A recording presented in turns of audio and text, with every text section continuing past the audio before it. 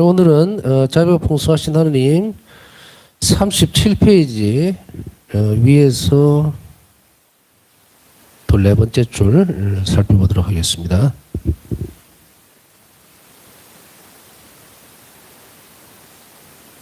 고통이 거룩하게 되는 것은 바로 예수 그리스도께서 이 땅에 오심으로 인해서, 전에 이제 고통에 대한 문제들을 잠깐 말씀을 드렸죠.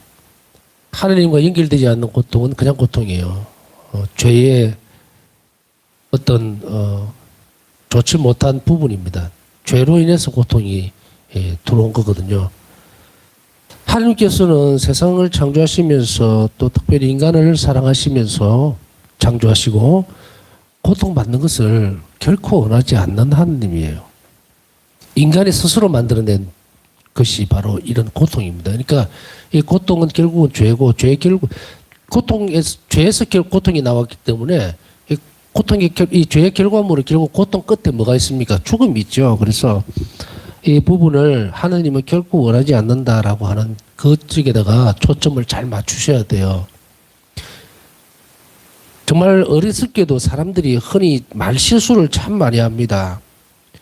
내가 무슨 죄가 있어서, 내가 죄가 많아서 하느님이 이렇게 고통을 주시는가, 뭐 이렇게. 하느님은 고통을 주시는 분이 아니고 허락하시는 거예요. 왜냐하면은 하느님은 고통을 주시는 하느님이 아니라고 얘기했죠. 그렇기 때문에 우리는 번지수를 제대로 찾아서 기도하든지 신앙생활을 해야 돼요. 고통은 하느님께서 오는 것이 아니에요. 고통은 인간의 죄의 결과물로서 주어지는 건데, 그럼 하나님이 그 고통을 없애줄 수가 있는가라고 하면, 고통이라고 하는 것 자체가 죄의 결과물이기 때문에 그 고통을 이 땅에서 만들어 없애려고 그러면은 다 죽여야 돼요, 사람들을. 싹 없애버려야 됩니다. 그러니까 처음부터 되지도 않는 얘기들이죠. 이게 우리가 신앙생활을 하면서 하느님과 내 삶의 관계에 있어서 이걸 제대로 맞춰 놓지를 못하면, 또 제대로 배우지를 못하면 이런 엉터리 같은 생각을 하다가 죽는단 말이에요. 또 이런 잘못된 생각 때문에 하느님을 버리고 이게 교회를 떠나버리게 된다는 이야기입니다. 그렇지 않기 위해서 우리는 많이 배워야 되고, 그리고 진실되고 올바른 길을 찾아갈 필요가 있겠죠. 하느님께서 이 땅에 있는 고통을 없애시면 인류를 없애버려야 되기 때문에 인류를 멸망시켜야 돼요. 고통은 사람하고 붙어 있단 말이죠. 완전히 붙어 있어요. 이 원죄 때문에. 그래서 그걸 없애지 않고 하시기 위해서 무엇을 하셨느냐면 바로 예수님을 보내주셨고, 이제 고통의 연관관계를 잘 보셔야 돼요. 예수님을 보내주셨고, 예수님께서 그 고통을 직접 겪음으로 인해서, 하느님이시잖아요, 예수님은. 직접 겪어내심으로 인해서 그 고통이 바라는 것은 뭡니까? 결국 죄의 결과물이 고통이 바라는 것은 하느님을 거부하는 겁니다. 그래서 우리가 왜 하느님께서 고통을 이렇게 주시는가라고 한다면 그것은 악에 이미 넘어가 있는 거예요. 생각 자체가. 하느님은 고통을 주시지 않아요. 우리 괴롭히지 않습니다. 그러니까 원죄 때에 뱀이 와서 꼬시던 그 광경이 내 신앙생활을 잘못 선택하면은, 신앙적인 방향을 잘못 틀면은 똑같은 짓을 해요. 왜 하느님은 나를 괴롭히십니까? 왜 고통을 주십니까? 이렇게 되죠. 하느님 고통 주신 적 없어요. 주신 적이 없고, 오히려 만년에 있는 이 고통을 아까 얘기했듯이 그 부분도 머릿속에서 싹 지워야 돼요. 우리가 많이 흔히 보면은 이런 것들을 볼 수가 있습니다. 물론 너무 힘들고 고통스럽고 괴로우니까 그렇겠죠. 오늘날의 세상에 일어나고 있는 수없이 많은 범죄들, 수없이 많은 고통스러운 일들, 안타까운 일들, 정말 화가 날 정도의 그런 죄의 어떤 흔적들, 이 전부 다 악이죠. 그걸 보고서 또 우크라이나 전쟁, 이런 전쟁이라든지 코로나, 지금도 죽어가고 있는 많은 사람들, 그랬을 때 우리는 원망을 어디에다 합니까? 하늘에다 하죠. 물론 우리가 그리스도인들이 그렇게 한다는 건 아니고 많은 세상 사람들이 그렇게 하고 있다는 이야기예요. 그러면서 하느님은 계시지 않는다. 하느님이 계신다면 어떻게 이럴 수가 있겠느냐라고 하지만 하느님도 답답해요. 인간이 제대로 살았으면 이러지 않잖아. 근데 그런 말을 하는 사람이 한 번이라도 남을 위해서 희생을 하거나 자비를 베풀어 본 사람이 아니단 말이야. 그러면 괜히 왜 화풀이를 끄어다가서 하는데. 일단 접어놓고 고통의 근간에 대해서 잘 알아들어야 됩니다. 그렇기 때문에 고통은 하나님께서 주시는 것이 아니고, 하나님은 우리에게 이 불쌍한 인간들 세계죠. 여기에서 고통이 끊임없이 흘러나오니까 그것을 바꿔 놓을 수 있는 기회를 주시죠. 그게 자비예요. 그래서 예수님이 이 땅에 오신 겁니다. 자, 이제 정리가 됐죠? 그러면 이 고통은 이제 어떻게 되는가? 예수 그리스도와 합치가 돼야 돼요. 내가 그냥 받아들이는 고통들, 일상적인 부분들이 많죠? 힘들고 고통스럽고 아프고 한 일도 많죠? 어? 자신에게 있어서 하기 싫은 일도 해야 되고, 몸이 안 좋으니까 병원도 가야 되고, 저도 뭐 병원에 갔다 왔지만은, 주사 진짜 아프거든요. 사람 잡을 만큼 아픈데. 어떻게 해요? 그러나 그것이 나에게 좋은 부분이라면, 하나님이 나에게 주는 선물이잖아요. 아픈 건 아픈 거예요. 아픈 건 아픈 거야.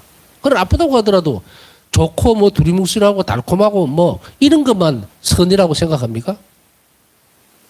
절대로 아니에요. 좋은 약은 써다 쓴다는 말도 있잖아요. 우리가 생각하고 있는 그런 개념으로 들어가면 안 됩니다. 아프고 고통스럽더라도 그것이 지나고 나면 몸이 이제 건강해진다면 이게 하나님 선물이잖아요.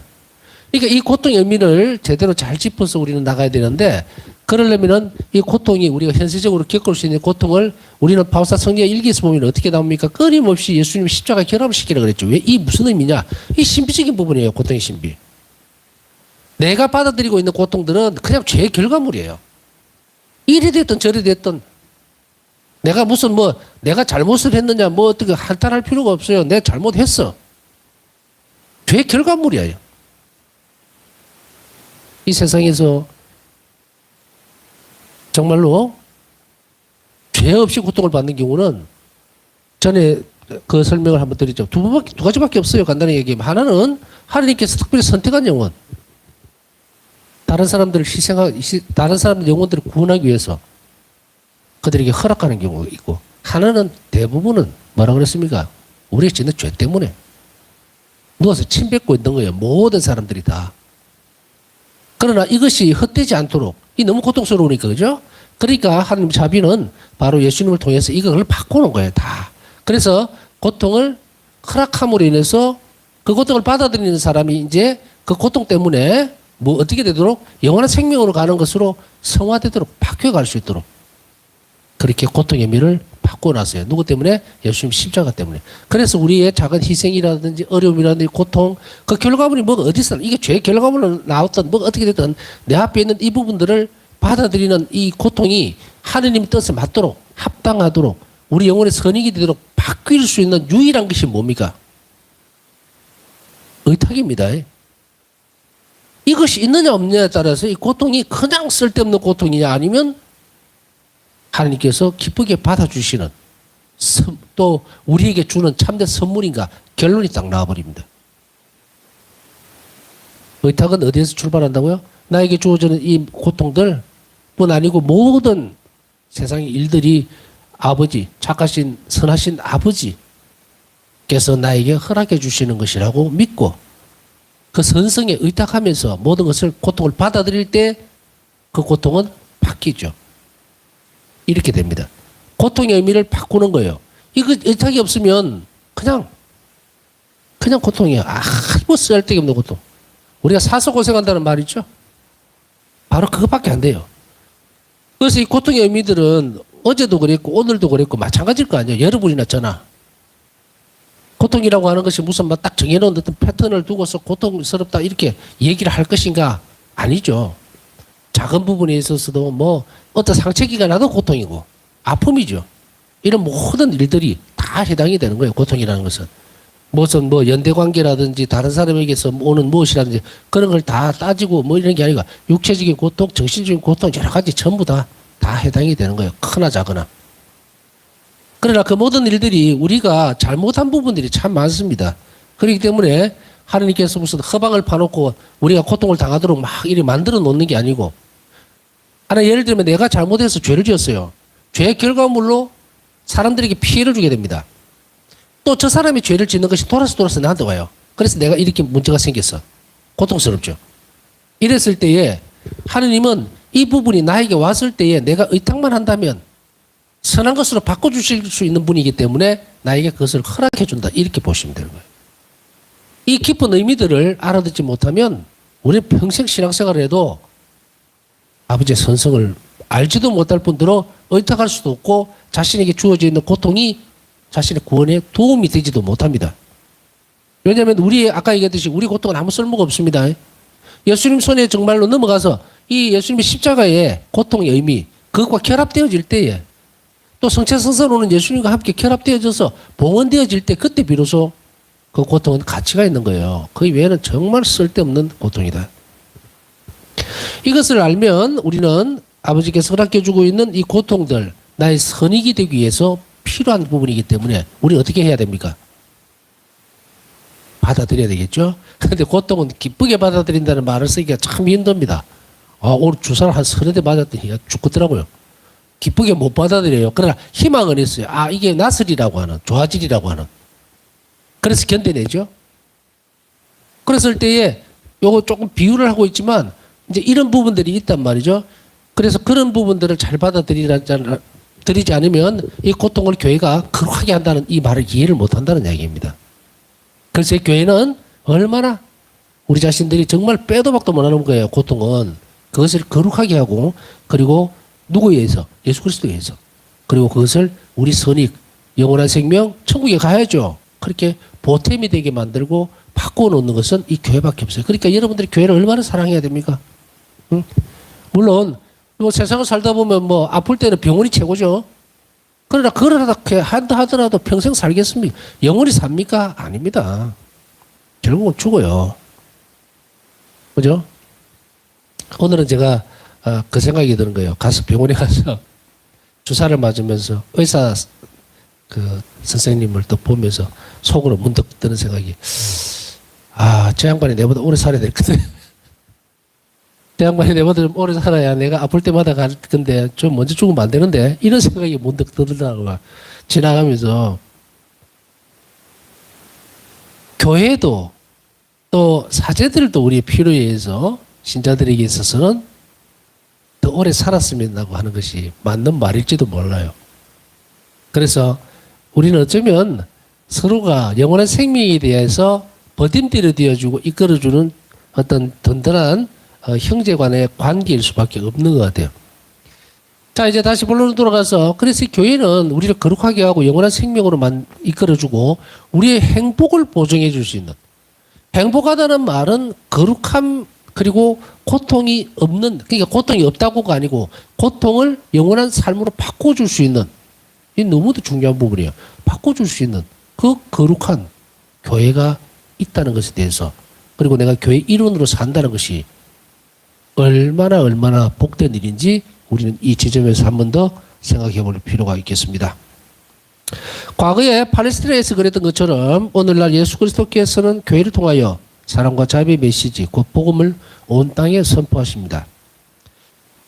예수님께서 공생을 하실 때에 팔레스티나 땅에서 다니시면서 복음을 선포하셨죠. 그리고 병자들을 나누어 죽으시고 가난한 이들을 찾아보시고 악령을 쫓아내시고 그 공생을 하셨던 그 모습 그대로 오늘날에는 교회를 통해서 이런 당신의 사랑의 메시지, 복음을 전하고 계십니다. 교회는 탕자를 찾아놨으며 그들이 아버지께 돌아오기를 기다립니다. 교회는 탕자를 찾아놨으며 그들이 아버지께 돌아오기를 기다린다는 것은 단순하게 어떤 의미일까요? 교회는 도대체 어떤 탕자를 기다리고 있는 것일까? 그것은 냉담자들에 한정되는 것인가? 그렇지는 않을 겁니다.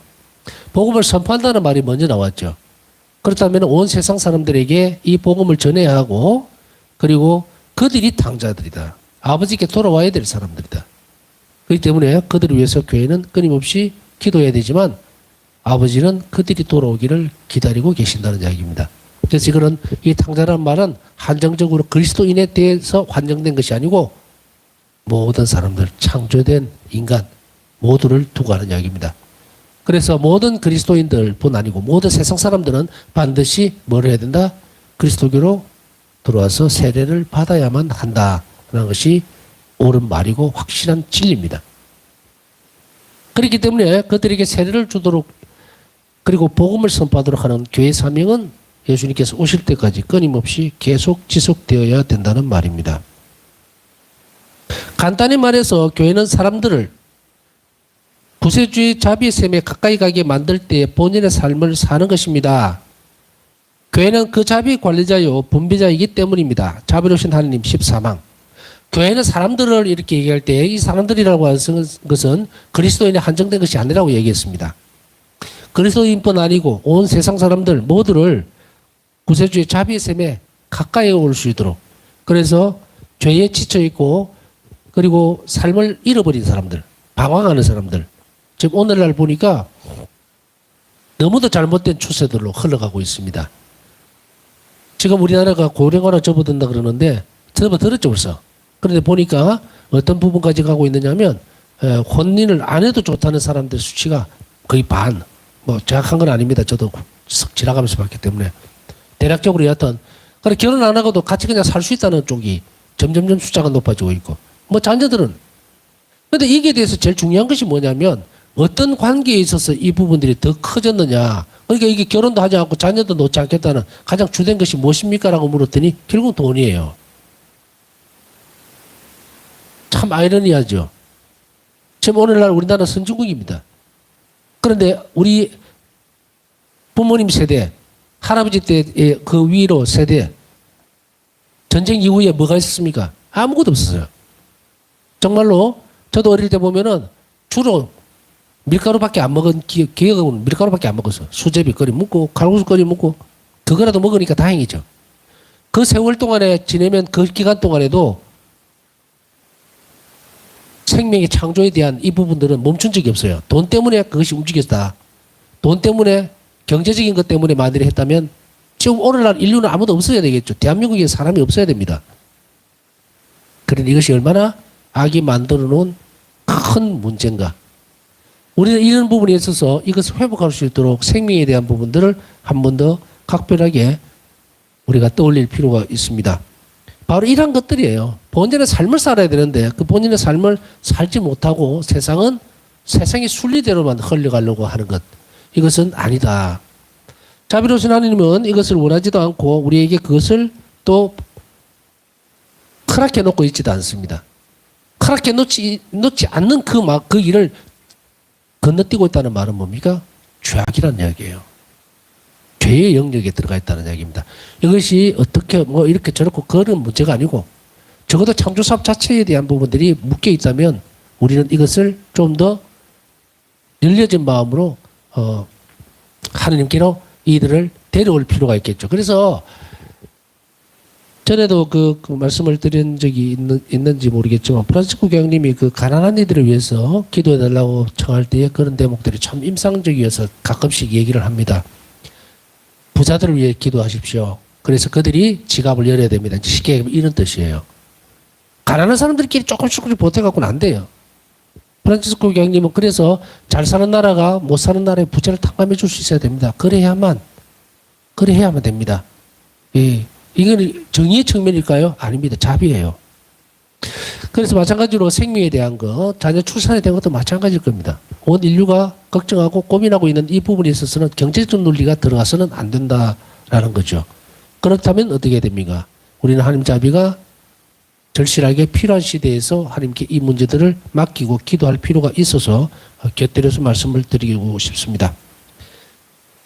교황 요한 바울 2세께서는 다음과 같이 말씀하셨습니다. 교회가 하나님의 자비를 정언해야 할 필요성을 각별히 깊이 의식하지 않으면 안 되는 것입니다. 이것은 구약과 신약의 전통을 뒤따르는 길이며 특히 예수 그리스도와 사도들의 발자취를 따르는 길입니다.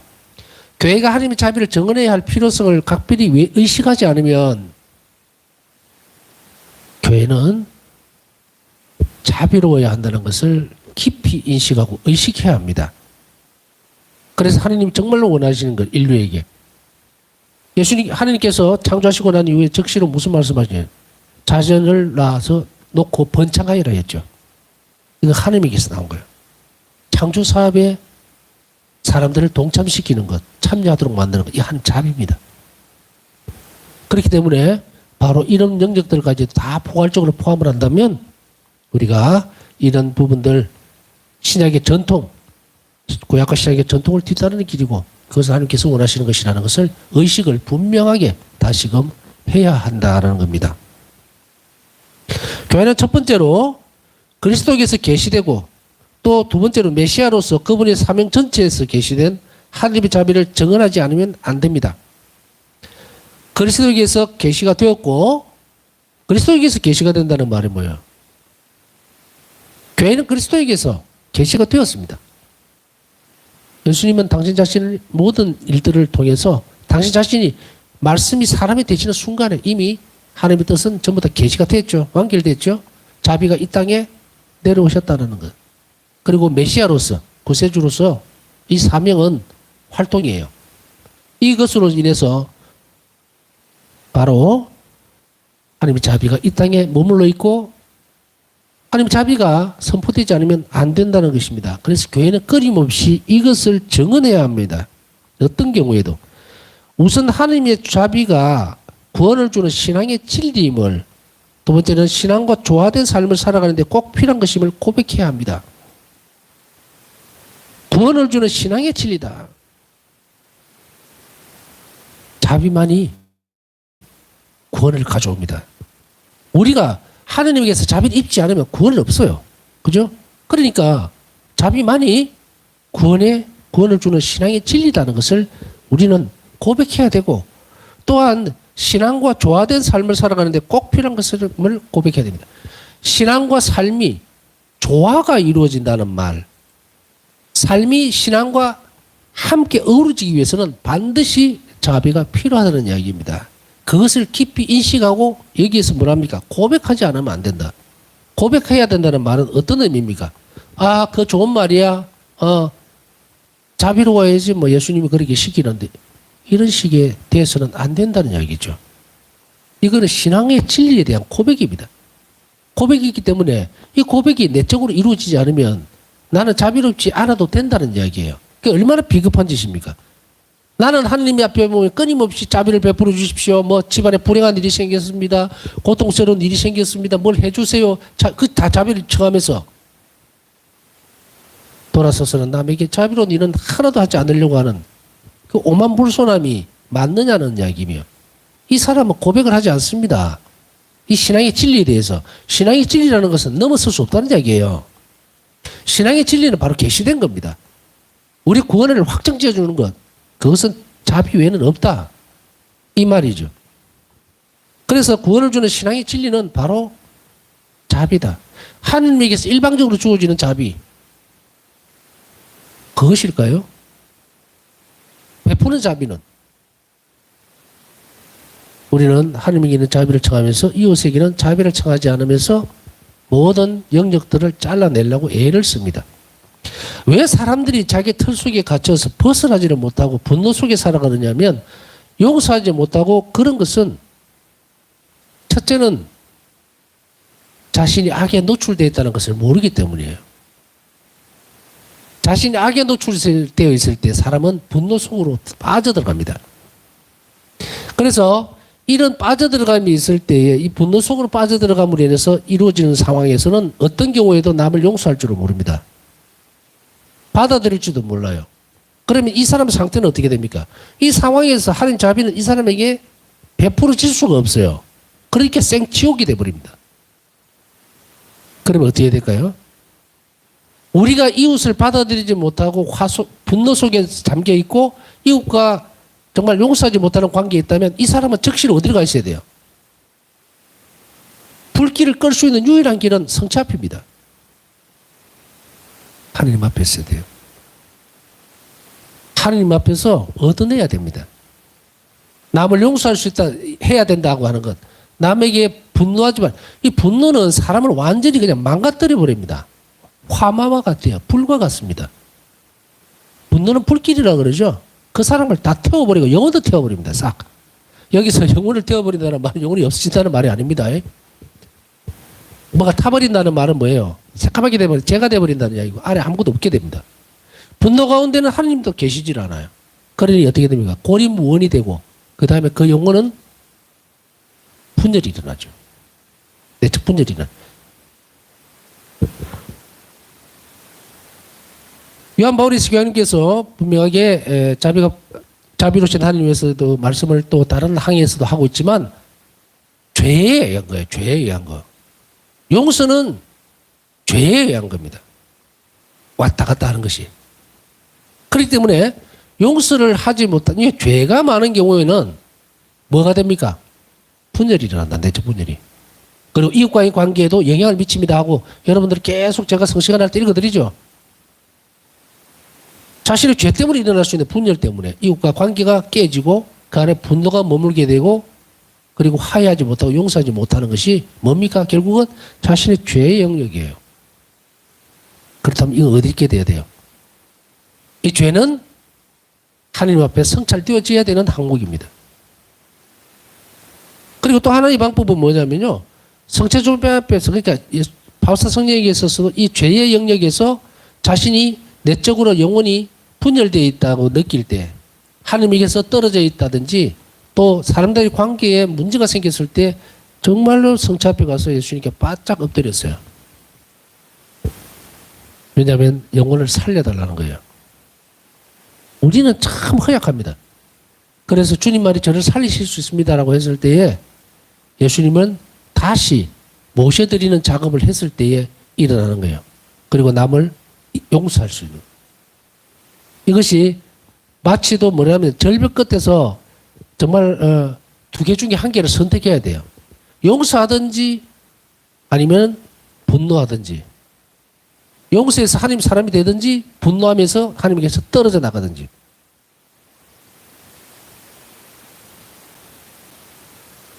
가끔씩 바다가 저도 이제 이런 생각을 해봤어요. 한 번씩 무슨 문제 부딪히게 되면 그게 참 오래 가는 거예요. 계속해서. 여러분들 그런 경험들 있죠. 자꾸 떼려고 그러는데도 자꾸 이게 따라오면서 방해도 되고 뭐 분심도 들고 막 그랬을 때는 이렇게 하시면 돼요. 그 일이 내하고 내 삶을 살아가는 데 있어서 그리고 예수님과 나와의 관계에 있어서 꼭 필요한 신경 쓸 일인가에 대한 부분. 어떤 사람들, 이런 사람들이 있어요. 드라마를 보고 그것 때문에 막 버글버글 끓어가지고, 요즘은 그런 드라마 있는지 모르겠지만 옛날에 같은 경우는 막 며느리가 시어머니하고 싸움하고 막 이러면서 못된 시어머니, 못된 며느리 막 그런 거 이제 드라마를 봤단 말이에요. 이걸 삭혀내지를 못해서 저 못된 뭐 하면서 저녁 기도 하면서도 막 분심이 들어가지고 막 기도도 잘 못하고 이게 맨날 며칠을 계속 가니까 사람들한테도 막 틱틱 막 이렇게 뭐라고요? 받아 쳐버린다든지 그러면서 원인은 뭔지 몰라. 신경은 안 쓰려고 그랬는데도 계속 갖고 있죠.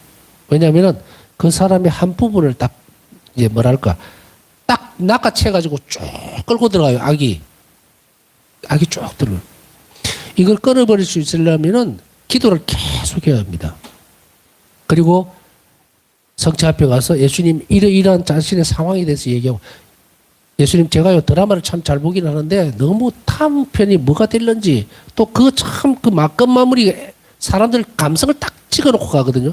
그러니까 그 다음에 대한 부분들이 자꾸 신경이 쓰여 있고 이렇게 가고 이러면은 그래서 기도 생활도 못하고 자꾸 막 밥 먹으면서 그 생각 안 하고 잘 때도 막 꿈꿀 정도로 막 이런 사람이 실제로 있어요.